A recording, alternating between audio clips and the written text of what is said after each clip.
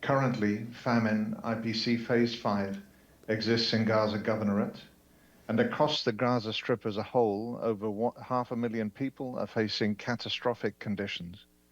And another just over 1 million people, some 54% of the population, are facing what's classified as emergency phase 4. By the end of September this year, September 2025, famine is projected to further expand to the governorates of Deir el-Balah and Khan Yunis. And during this period, a third of the population of the Gaza Strip, nearly 641,000 people, are expected to face catastrophic conditions, IPC Phase 5, while the number in emergency Phase 4 will likely increase to some 1.14 million people. In IPC Phase 5, livelihoods have collapsed. People's lives and futures have been lost. The social safety nets and networks have been severely disrupted.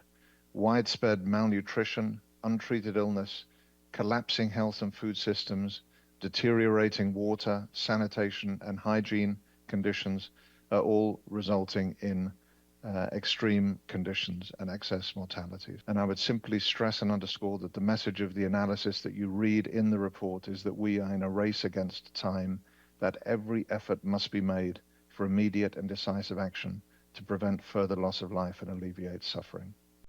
Within this humanitarian emergency in Gaza, there's a real child survival crisis. We're seeing malnutrition accelerating at a catastrophic pace, and for many, far too many children, it's already too late. The signs were unmistakable. Children with wasted bodies, too weak to cry or to eat, babies dying of hunger and preventable disease, and parents arriving at clinics without enough food to feed their children. Today's report confirms our worst fears, that children's diets have collapsed, with basic nutrition out of reach for most. The consequences are immediate, with wasting, disease, and in far too many cases, death.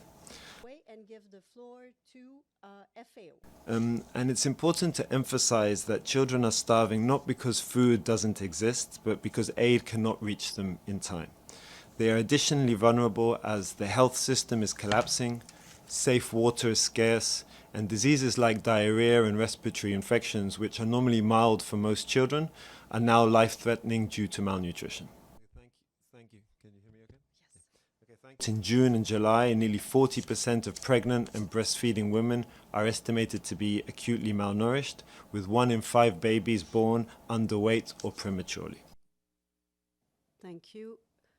The nutritious supplies that UNICEF has been able to bring in over the last few weeks, including infant formula and therapeutic food, are only enough for a few thousand people for less than 1 month. So nowhere near enough to be able to scale up and respond to the overwhelming need.